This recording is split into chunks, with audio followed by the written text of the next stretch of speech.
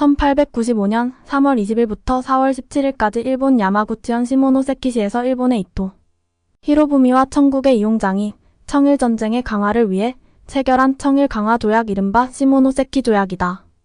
청일전쟁은 1894년 7월 23일 일본이 조선의 경복궁을 무단으로 점령하고 고종을 인질로 삼은 다음 한반도의 우월적 지배권을 획득하기 위해 청국과 벌인 전쟁이다.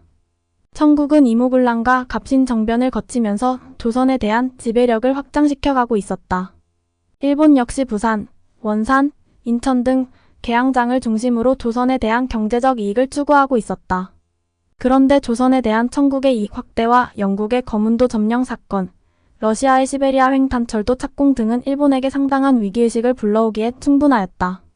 1890년 3월 일본의 내각 총리 대신 야마가타 아리토모는 조선을 일본의 이익선으로 인식하고 일본의 독립과 조선에서의 이익을 위해서라도 군사력을 동원해 조선을 일본의 영향력 아래에 두어야 한다고 주장하였다.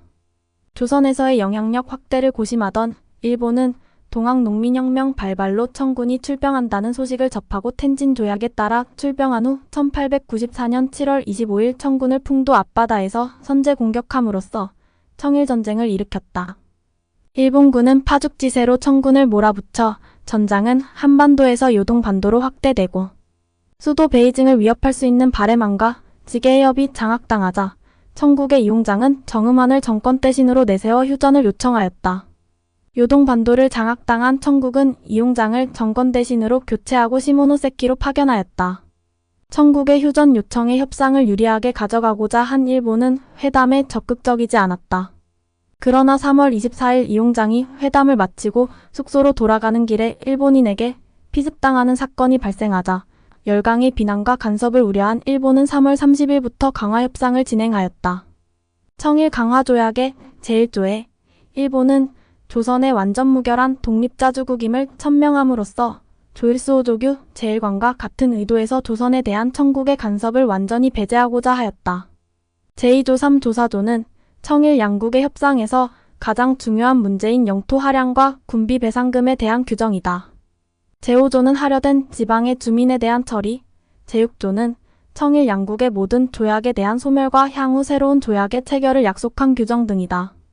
조선의 완전 무결한 독립, 야오둥 반도타이완 펑후 열도의 할양, 군비 배상금 이어 양, 사스충칭부 수저우시항저우부의 4개 항구의 개항 등을 골자로 하는 시모노세키 조약이 체결됨으로써 청일전쟁은 종식되었다.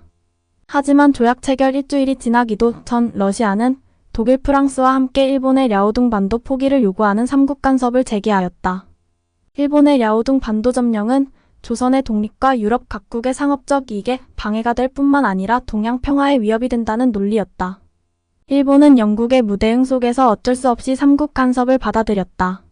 시모노세키 조약은 원안대로 비중 교환되었지만 랴오둥 한부 조약을 추가로 체결해 일본은 랴오둥 반도를 청국에 반환하고 대신 청국은 3만 냥을 일본에 지불하는 것으로 청일전쟁과 관련한 국제적 이슈는 모두 마무리되었다. 이처럼 청일 강화 조약은 조선이 전장이 된 청일 양국의 전쟁의 전후 처리를 담고 있을 뿐만 아니라 영토 할양과 군비 배상 문제가 포함됨으로써 열강에게도 중요한 영향을 끼쳤다. 이는 곧 러시아, 독일, 프랑스 3국의 간섭으로 나타났으며 불개입으로 상황을 지켜보던 영국은 동아시아 정책을 전면 재구성했으며 미국 역시 전시에 조선의 함대를 파견하는 등 세계사적 의의가 큰 조약이라고 할 수 있다.